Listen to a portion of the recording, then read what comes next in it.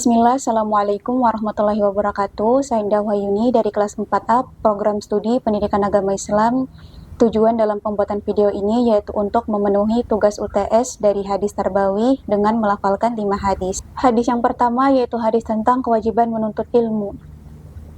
Haddatsana Hisyam bin Ammarin, haddatsana Hafsu bin Sulaiman, haddatsana Katsir bin Shinzirin, an Muhammad bin Sirina, an Anas bin Malik qala Rasulullah sallallahu alaihi wasallam talabul ilmi faridatun ala kulli muslimin wa wadi'ul ilmi inda ghairi ahlihi kamuqallidil khanaziri al-jauhara wal lu'lu'a wal dhahaba.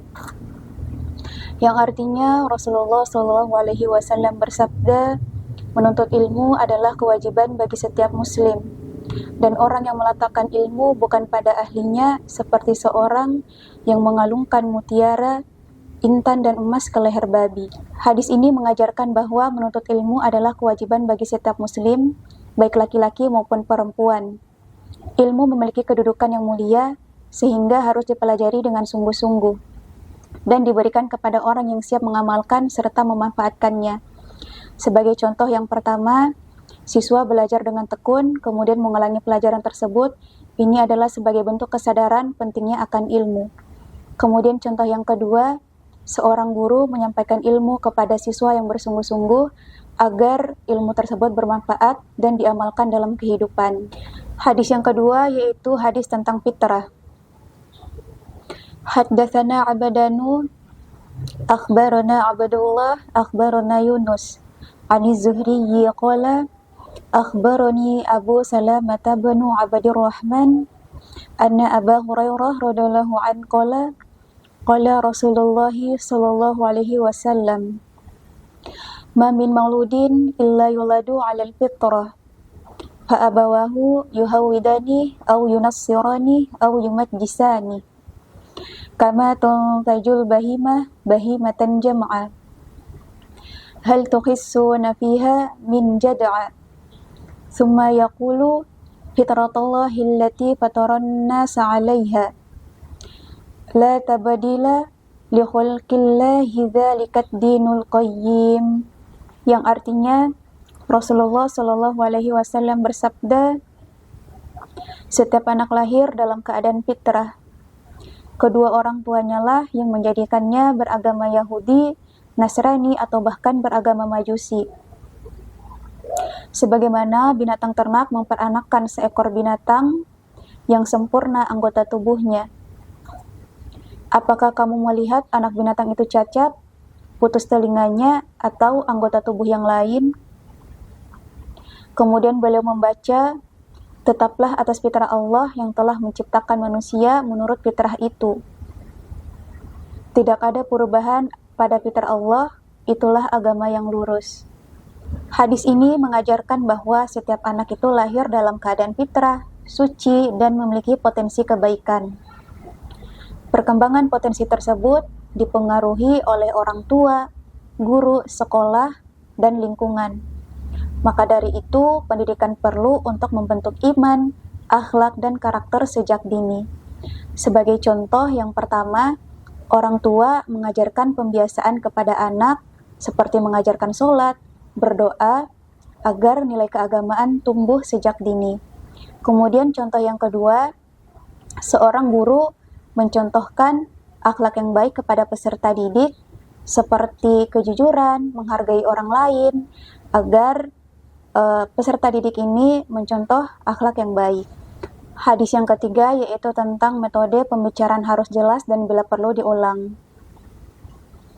Haddatsana Aisyah radhiyallahu anha qalat kana kalamu Rasulullah sallallahu alaihi wasallam kalaman faslan yafhamuhu kullu man sami'ahu.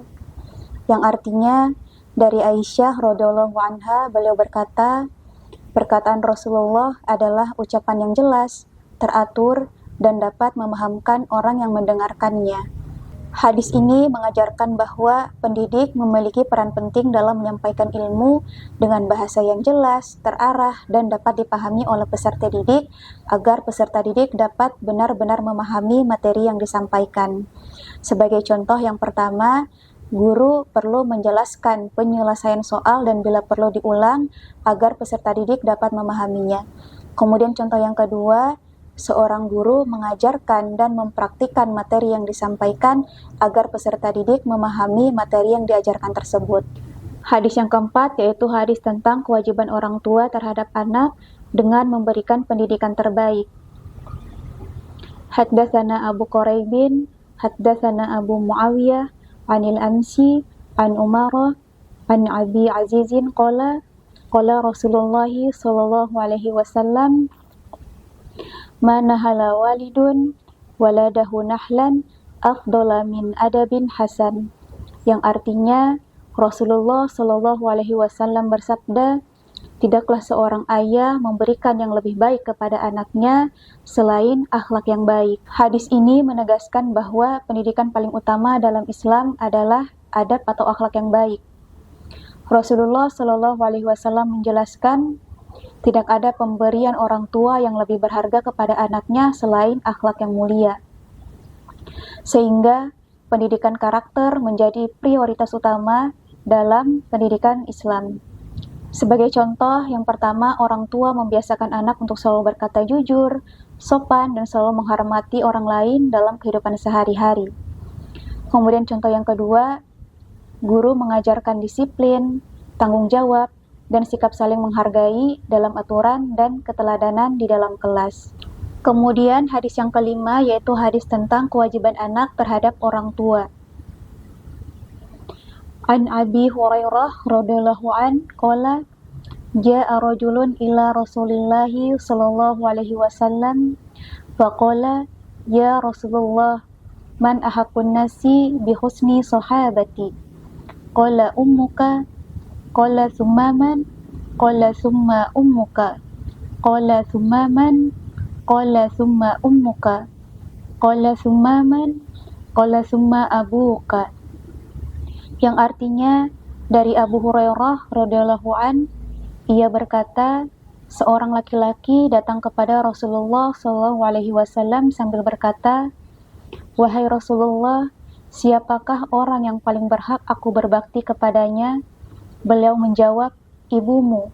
Dia bertanya lagi, kemudian siapa? Beliau menjawab, ibumu. Kemudian dia bertanya lagi, kemudian siapa? Beliau menjawab, ibumu. Dia bertanya lagi, kemudian siapa? Beliau menjawab, kemudian ayahmu. Hadis ini mengajarkan bahwa berbakti kepada kedua orang tua adalah kewajiban setiap anak. Ibu memiliki kedudukan istimewa karena pengorbanan dalam mengandung, melahirkan, dan merawat anak. Namun, peran ayah juga di sini sangat penting sebagai pendidik, pelindung, dan pencari nafkah. Contohnya yang pertama yaitu seorang anak membantu pekerjaan ibu, berbicara secara sopan, serta merawatnya ketika sakit. Kemudian contoh yang kedua yaitu seorang anak menghormati ayahnya, membantu pekerjaannya, mendengarkan nasihatnya, serta belajar dengan sungguh-sungguh agar membanggakan kedua orang tua. Baik, itulah 5 hadis yang dapat saya lafalkan. Mohon maaf bila terdapat kesalahan kata. Saya ucapkan terima kasih. Billahi fisabilil haq, fastabiqul khairat. Wassalamualaikum warahmatullahi wabarakatuh.